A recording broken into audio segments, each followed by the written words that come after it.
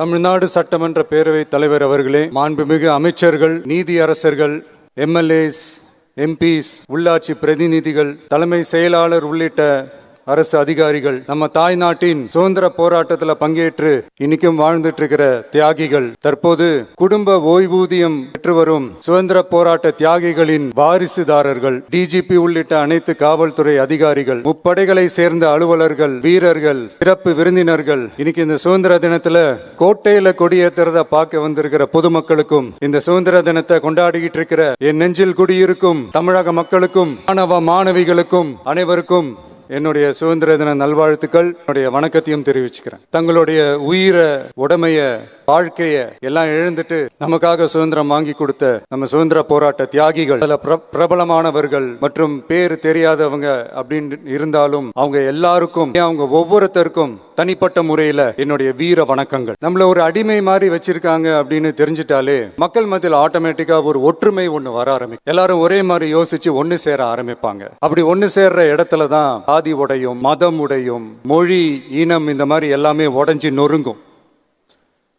அப்படி உடைஞ்சு நொறுங்குற இடத்துல தான் கிடைக்கிறது தான் உண்மையான சுதந்திரம். அதுதான் மகாத்மா காந்திஜி அவர்கள் அவங்களுடைய தலைமையில 1947 இதே இந்த ஆகஸ்ட் 15 நமக்கு அந்த சுதந்திரம் கிடைச்சது.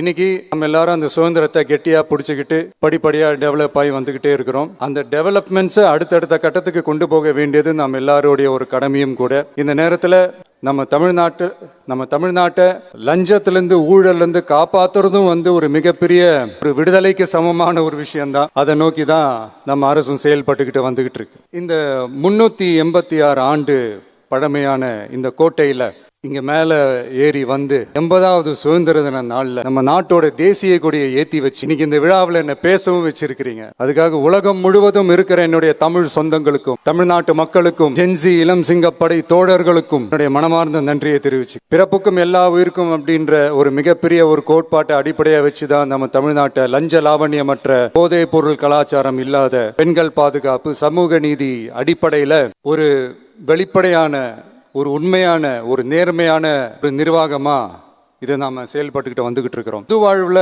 சமரசம் இருக்கவே கூடாது, செயல்பட்டுக்கிட்டு வந்துகிட்டு இருக்கோம். இதே அடிப்படையில தான் மக்கள் நலன் சார்ந்த திட்டங்கள்லையும் சென்ட்ரல் கவர்மெண்டோட நிர்வாக ரீதியா ஒத்துழைப்போட இருக்கிறோம். அட் த சேம் டைம் நம்ம தமிழ்நாடு கொள்கைகள்னு வந்துட்டா மாநில உரிமைகளுக்கு எதிரான முடிவுகள்லையும் சரி, தமிழ்நாட்டுக்கு எதிரான கொள்கை முடிவுகளையும் சரி, நம்ம டிவிகே அரசு எப்பவுமே எதிர்க்கும். அதுல எந்த மாற்று கருத்துமே கிடையாது. அதே மாதிரி இதுக்கு முன்னாடி நிறைய திட்டங்கள்லாம் கொண்டு வந்திருக்காங்க. அதுல எதெல்லாம் மக்களுக்கு யூஸ்ஃபுல்லா இருக்கிற மாதிரி திட்டங்கள் இருக்கோ அதெல்லாம் கண்டினியூ பண்ணிக்கிட்டு தான் இருக்கிறோம். எக்ஸாம்பிள், ஜெயலலிதா மேடம் கொண்டு வந்த அம்மா உணவகம் திட்டம், அது இன்னும் மெருகேற்றி கண்டினியூ பண்ணிக்கிட்டு தான் இருக்கிறோம். அது மாதிரி காலை உணவு திட்டம், அதையும் இன்னும் விரிவுபடுத்தி 6th ஸ்டாண்டர்ட்லேருந்து 8th ஸ்டாண்டர்ட் வரைக்கும் அதையும் விரிவுபடுத்தி வர செப்டம்பர் 17 பெரியார் அவர்களுடைய பிறந்த நாள் அன்னைக்கு அதை தொடங்க இருக்கிறோம். ஸோ நம்மளுடைய அரசு, உங்களுடைய அரசு இந்த 3 மாசம் ஆகுது. இந்த 3 மாசத்துல விவசாயிகளின் பயிர்க்கடன் ரூபாய் 5932.23 கோடி தள்ளுபடி செய்யப்பட்டுள்ளது. குறுவை சாகுபடி தொகுப்பு திட்டத்திற்கு ரூபாய் 134.83 கோடி வழங்கப்பட்டுள்ளது. ஒன்றிய அரசு நிதியுடன் ரூபாய் 12,642 கோடியில் 125 நாள் வேலைவாய்ப்பு திட்டம், ஜல் ஜீவன் குடிநீர் திட்டம் ரூபாய் 18,123.05 கோடியில் செயல்பாட்டிற்கு கொண்டு வரப்பட்டுள்ளது.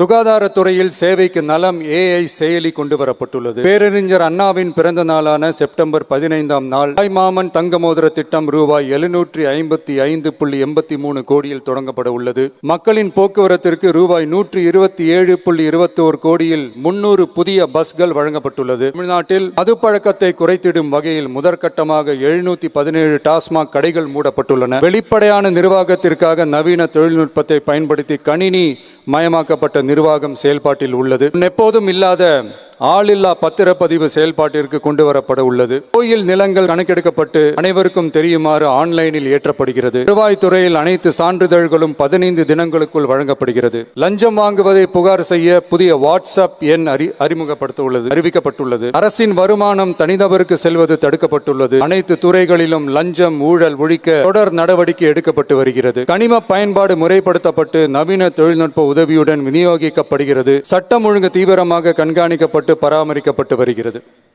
ஜூன் மாதம் 29, 30ஆம் தேதியில் நடந்த மாவட்ட ஆட்சியர் மற்றும் காவல் கண்காணிப்பாளர் மாநாட்டில் சட்டம் ஒழுங்கு பிரச்சனையில கடுமையான நடவடிக்கை எடுக்க உத்தரவு போட்டிருக்கிறோம். அரசு அலுவலகங்கள், காவல் நிலையங்களும் மக்களுக்கான சேவை மையங்களாக மாறணும்னு வலியுறுத்தி இருக்கிறோம். அது மட்டும் இல்லாம கவர்மெண்ட் ஆபீஸுக்கு வர்ற மக்களுக்கு அவங்க குறைகளை தீர்க்கிறதுக்கும் தேவையான தகவல்களை பெறுவதற்கும் நலத்திட்ட உதவிகள் பெற கவர்மெண்ட் ஆபீஸை தேடி வர்றப்போ அவர்கள் மிகவும் கண்ணியமாக நடத்தப்படணும். மக்களை கனிவா அன்பா நடத்தணும்னு சொல்லி இருக்கிறோம். மக்களை அலைய விடக்கூடாது.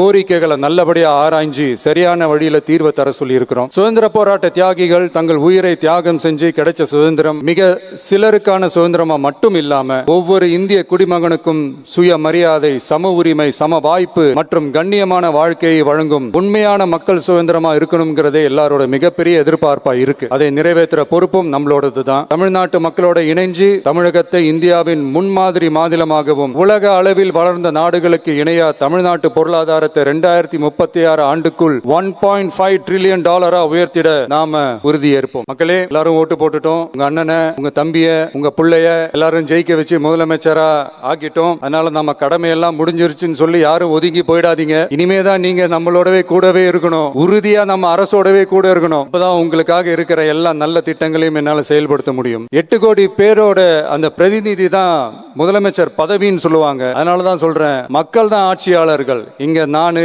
எல்லாருமே அங்க இருக்கிறவங்க எல்லாருமே மக்களோட சர்வன்ட்ஸ். அப்படிதான் நான் அதை பாக்குறேன். வாங்க எல்லாருமா சேர்ந்து நம்ம கடமையை சேர்ந்து செய்வோம். நம்ம அரசுக்கு எதிரான சக்திகளையும் சரி, சதிகளையும் சரி முறியடிப்போம். நீங்க எல்லாரும் நம்மளோட இருக்கும் போது எனக்கு வேற என்னங்க கவலை? நல்லதை மட்டுமே நோக்கி நகருவோம். அப்படி நல்லதை மட்டுமே நோக்கி நகரும் உங்க அரசு உங்களுடைய எதிர்பார்ப்புகளையும் உங்களுடைய கருத்துக்களையும் மனசுல வச்சுக்கிட்டு தான் நல்ல சிறிய புதிய அறிவிப்புகளை அறிவிக்க இருக்கிறோம். அதுல ஒரு சிலதை மட்டும் இங்க நான் படிக்கிறேன். ஒன்னு, தாய்நாட்டிற்காக தன்னலமற்ற தியாகம் செய்து நமது நாட்டின் பாதுகாப்பிற்காக அரும்பாடுபட்ட முன்னாள் படை வீரர்களின் நலன் கருதி அவர்களது 2 மகள்களுக்கும் வழங்கப்படும் திருமண நிதி உதவி 25,000 ரூபாயிலிருந்து 50,000 ரூபாயாக உயர்த்தி வழங்கப்படும். 2, மாற்றுத்திறன் கொண்ட முன்னாள் படை வீரர் மற்றும் அவர்களை சார்ந்தோர்களுக்கு வழங்கப்பட்டு வந்த மாதாந்திர நிதியுதவி 5,000 ரூபாயிலிருந்து 7,000 ரூபாயாக உயர்த்தி வழங்கப்படும். 3, மாநில அரசால் விடுதலை போராட்ட வீரர்களுக்கு வழங்கப்பட்டு வரும் மாதாந்திர ஓய்வூதியம் 23,000 ரூபாயாக உயர்த்தி வழங்கப்படும். 4, மாநில அரசால் விடுதலை போராட்ட தியாகிகளின் குடும்பங்களுக்கு வழங்கப்பட்டு வரும் மாதாந்திர குடும்ப ஓய்வூதியம் 12,500 ரூபாயாக உயர்த்தி வழங்கப்படும். 5, வீரபாண்டிய கட்டபொம்மன், முத்துராமலிங்க,